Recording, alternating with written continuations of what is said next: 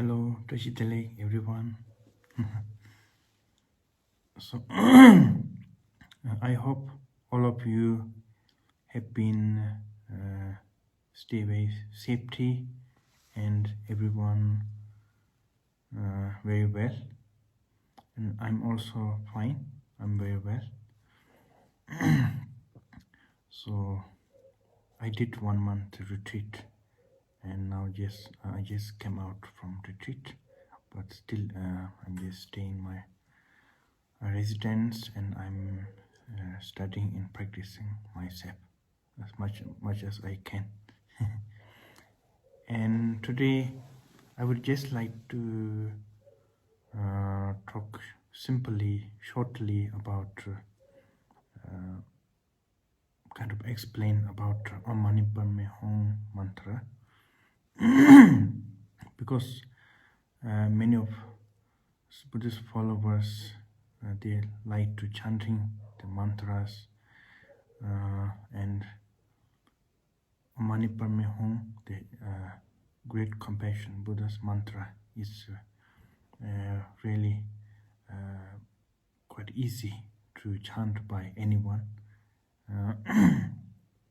So today I will just try to explain a little bit about these 6 syllables mantra of Avalokiteshvara. So Om Mani Padme Hum, these 6 syllables, so begin with Om. So actually Om, there are many different explanation, different kind of explanation, but I will say Om is means auspicious. So it means it brings auspicious. And most mantras begin with the Om. And also another meaning is in Om, it has the 3 syllables combined together, A, U, and Ma.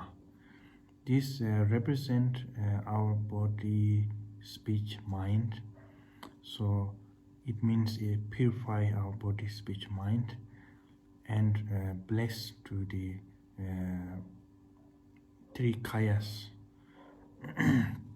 of all the Buddhas. So there is 3 syllables, Om, A, Hum, also combined in the this one word. So if when we chant, we say Om, there's 3 syllables inside. Om, A, U, Ma. These combined together will be Om.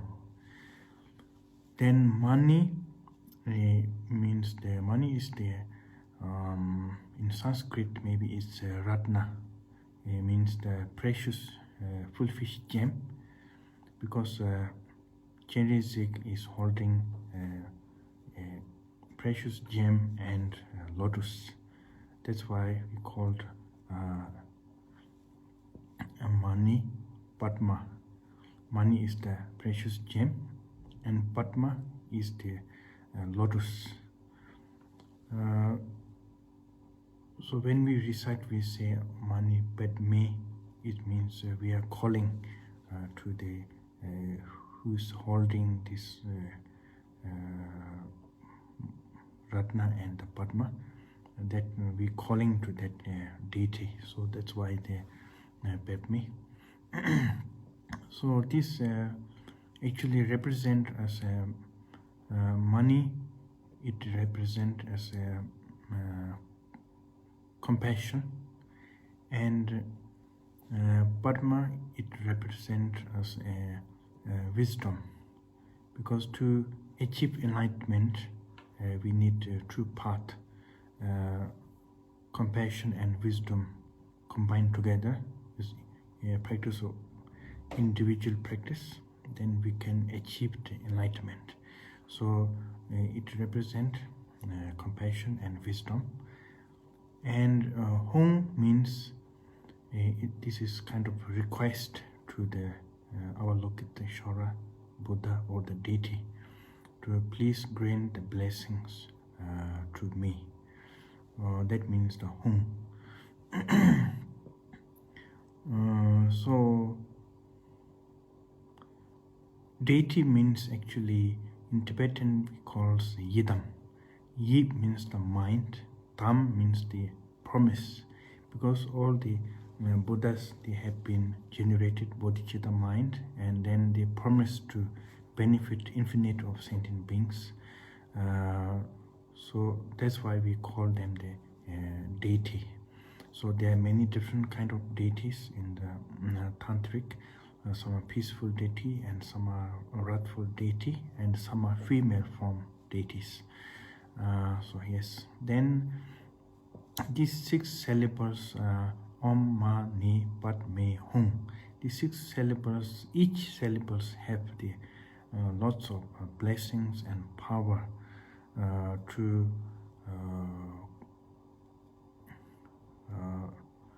how to say, to remove our 6 kind of kleshas.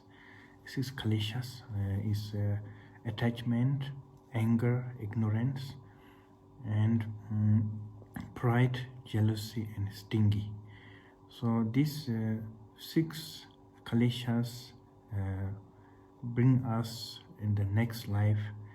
It will bring us to the 6 realms, because from attachment it brings to the rebirth as a human, and then from anger to the hell, and then from ignorance to the animal, from pride to the God, God or heaven, and then jealousy to the asura, and stingy to the hungry ghost.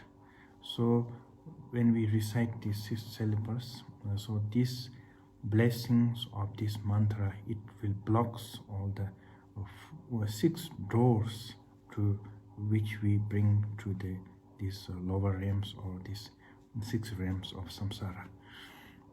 And then these mantras will achieve lots of blessings and achieve an enlightenment, and it brings the peace and all the peace and compassion and all the how to say, positive things. Yes, so in our life, in daily life, we have much time to speak, we have much time to chit chat with friends, or we have much time to do.